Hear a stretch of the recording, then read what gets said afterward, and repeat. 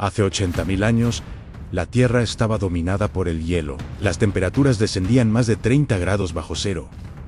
El sol apenas se asomaba unas horas, sin ofrecer calor. Montañas cubiertas de glaciares se extendían por el horizonte. Los bosques, mudos, parecían dormidos bajo una capa interminable de escarcha. En ese mundo hostil, una pequeña comunidad de neandertales resistía. Su cuerpo era compacto, de huesos densos y extremidades cortas, una forma natural de conservar el calor. La nariz, ancha y arqueada, templaba el aire antes de llegar a los pulmones. Pero su verdadera ventaja no era el cuerpo, sino la cooperación. Si te fascina descubrir cómo sobrevivieron nuestros antepasados en los entornos más extremos, suscríbete y quédate hasta el final. Esta historia guarda una lección que aún hoy seguimos necesitando.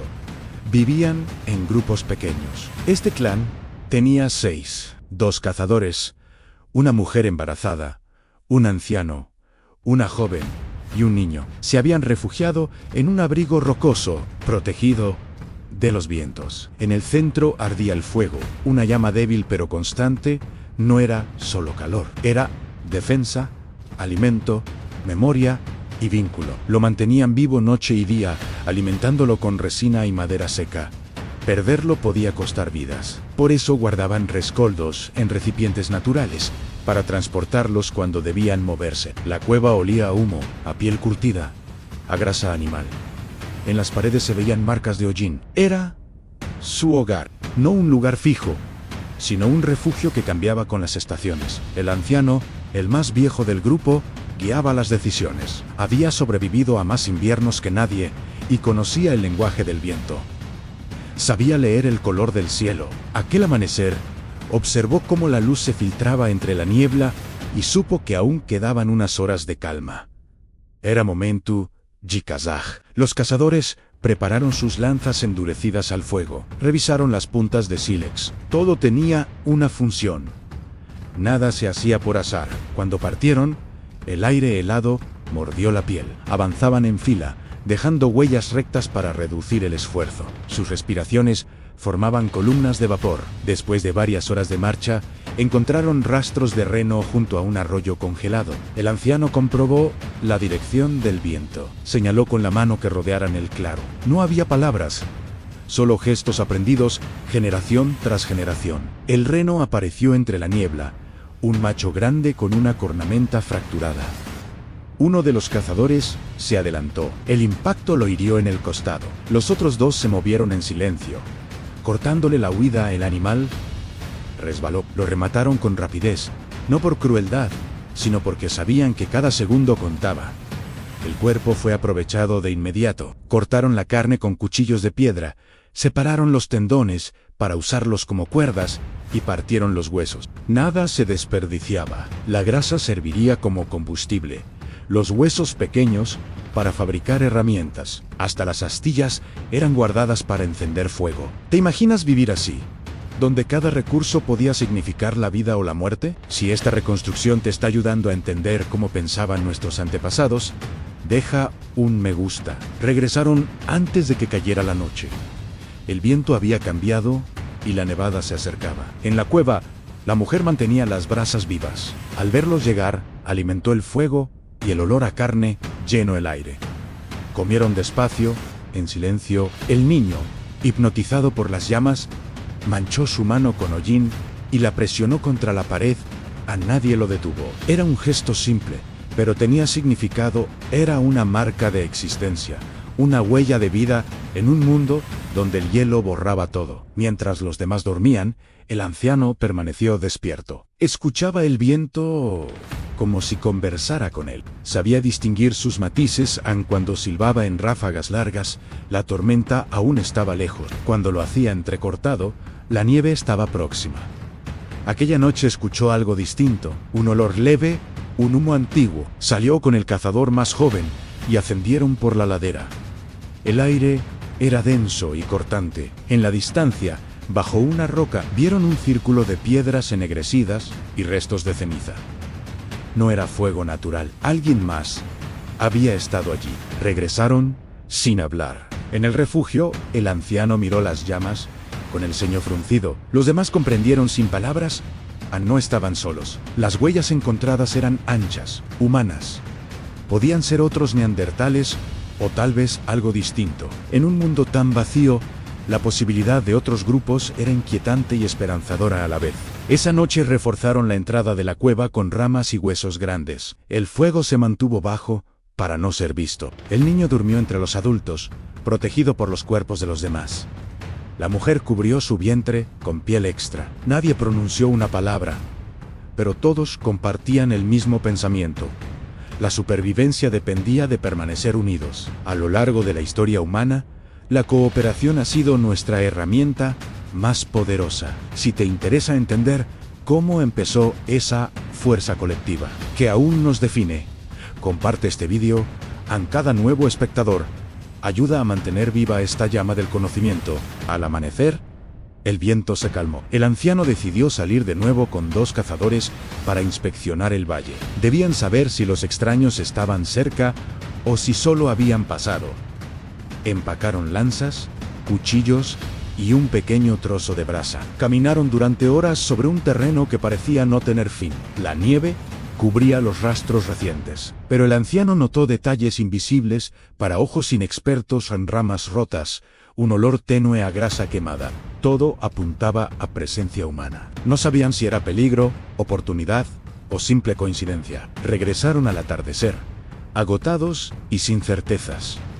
En la cueva, el grupo los esperaba. Bastó la mirada del anciano para que todos entendieran que no había peligro inmediato, pero tampoco seguridad. Aquella noche, mientras el fuego crepitaba abajo, el anciano observó al niño dormido y pensó que cada día con vida era una victoria. En una época en la que el invierno no era una estación, sino una condena, el simple hecho de despertar era un triunfo. La tormenta llegó con el ocaso. El viento golpeaba la roca con tal fuerza que parecía querer arrancar la entrada del refugio. Dentro, los neandertales se mantenían agrupados. El fuego, protegido con piedras, ardía bajo y constante. Afuera, la oscuridad era total. Durante días, la nevada no cesó y la temperatura cayó aún más. Nadie podía salir sin arriesgar la vida. El sonido del aire era como un rugido lejano que no terminaba nunca. La cueva temblaba con cada ráfaga. El grupo había previsto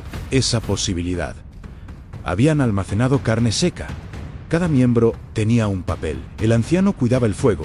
El joven reparaba herramientas. La mujer revisaba las pieles. En un entorno así, la supervivencia era una tarea constante, sin descanso. El frío no solo afectaba al cuerpo, también pesaba en la mente. Los días sin luz alteraban el ánimo. Para evitar el abatimiento, el anciano mantenía a todos ocupados. Enseñó al niño a pulir huesos, a fabricar raspadores y puntas pequeñas.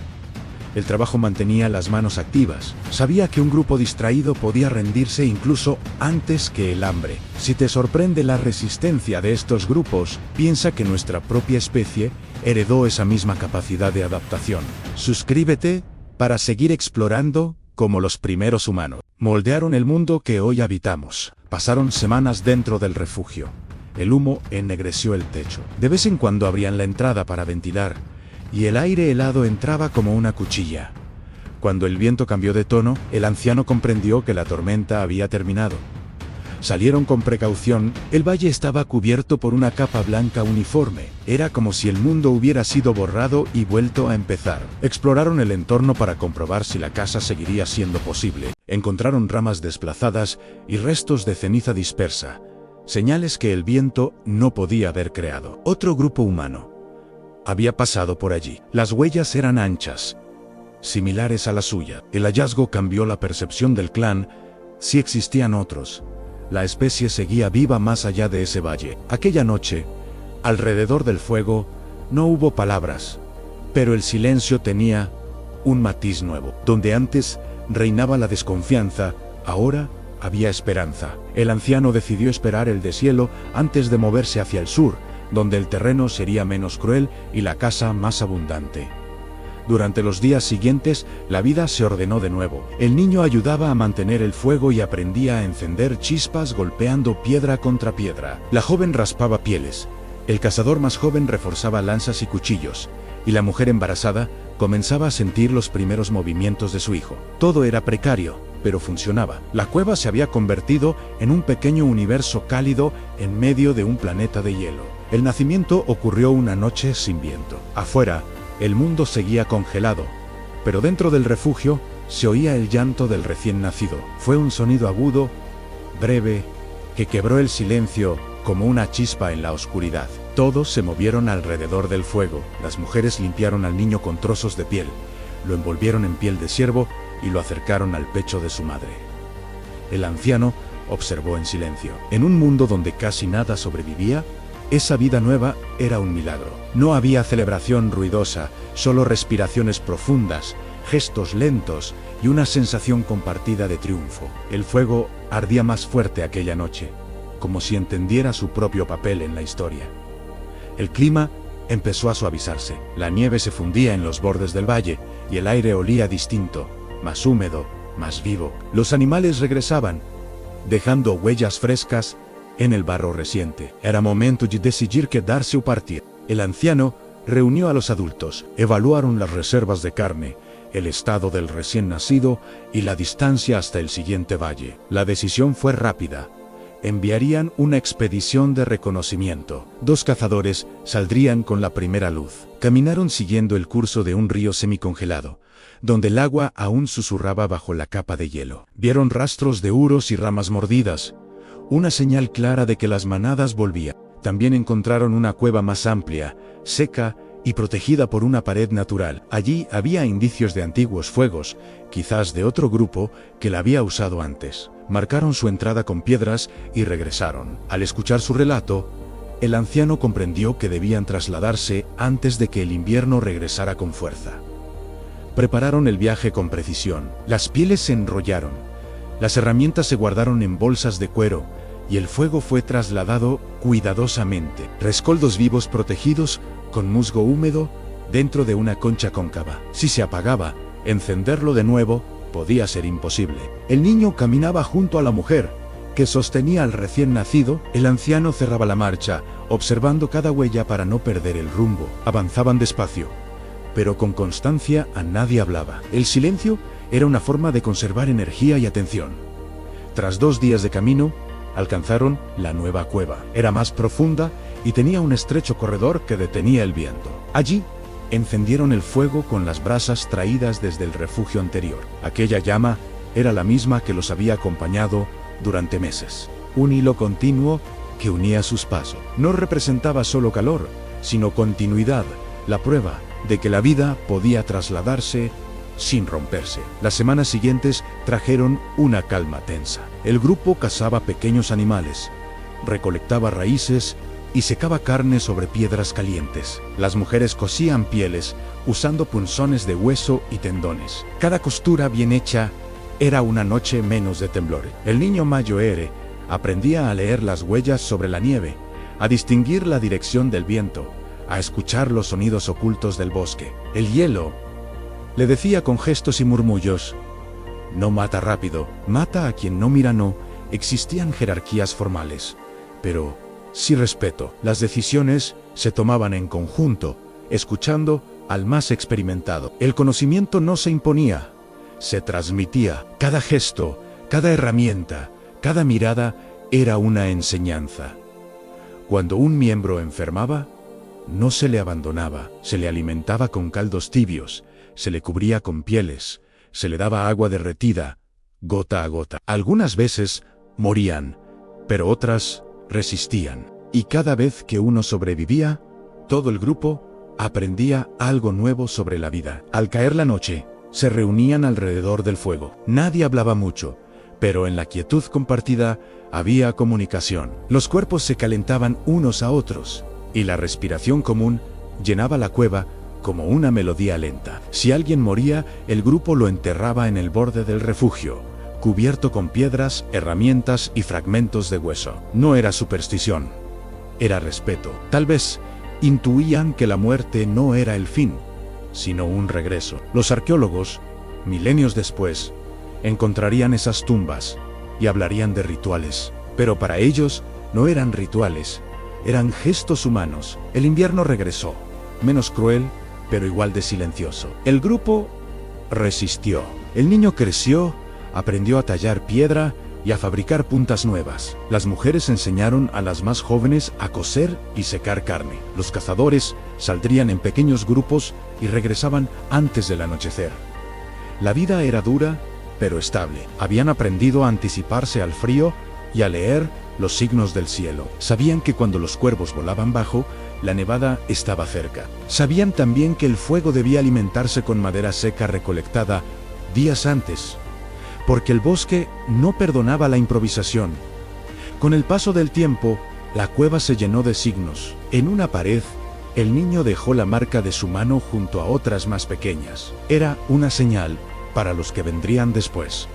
Una forma de decir, aquí estuvimos. Miles de años después, otras manos humanas encontrarían esas huellas y entenderían su mensaje sin palabras. No todas las marcas de cuevas prehistóricas pertenecen a los neandertales, pero algunas sí, y cada una de ellas es un susurro desde aquel invierno remoto. El anciano envejecía rápido. Su cabello era gris, su piel dura como cuero. Ya no cazaba, pero su mirada seguía alerta. A veces se quedaba despierto observando el fuego, consciente de que su vida se apagaba igual que una brasa. No le temía a la muerte. En su mundo, morir no era perder, era ceder el espacio a los que seguían. Una noche, mientras los demás dormían, dejó caer sobre las llamas una pequeña piedra roja. No era herramienta ni adorno, era un recuerdo, tal vez de un hijo, de una cueva lejana o de un fuego antiguo. Luego cerró los ojos. Cuando el grupo despertó, su cuerpo estaba frío, pero su rostro tranquilo. Lo enterraron cerca de la entrada, con sus herramientas y una capa de piedra. Nadie habló, pero todos comprendieron. En un mundo donde el hielo lo devoraba todo, mantener la memoria era la forma más pura de resistencia. Los meses siguientes transcurrieron entre la rutina y la vigilancia. Las tormentas regresaban, las manadas se alejaban, pero el grupo seguía firme. Habían aprendido a escuchar la tierra, a moverse con ella, a esperar. Sabían que la supervivencia no era un acto de fuerza, sino de equilibrio. Y así, entre pasos lentos, fuego constante y miradas compartidas, fueron tejiendo algo que ningún glaciar podía destruir en comunidad. El viento volvió a soplar con violencia una noche de finales de invierno. La madre apretó al bebé contra su pecho. El niño Mayo reavivó las brasas con cuidado. El cazador joven reforzó la entrada con ramas. Afuera, la nieve caía en espiral, pero dentro, la luz del fuego seguía viva, respirando en la penumbra. Esa llama había pasado de cueva en cueva, de generación en generación, durante miles de años. Era el hilo invisible que unía a todos los que habían resistido antes y a los que resistirían después. Si quieres seguir explorando los orígenes de la humanidad y descubrir que otras especies dejaron su huella antes que nosotros, suscríbete ahora y acompáñanos en los próximos capítulos de esta historia que aún seguimos escribiendo. Porque en aquel mundo dominado por el frío, lo que realmente los mantenía con vida no eran las lanzas ni las pieles, ni siquiera la carne. Era algo más antiguo y más profundo, a la certeza de que juntos podían sobrevivir. Y mientras el viento rugía afuera y la nieve cubría el valle, en el interior de la cueva, una luz seguía ardiendo, como un corazón que se negaba a apagarse. Una llama pequeña, persistente, que aún hoy, en algún lugar de nuestra memoria, sigue brillando.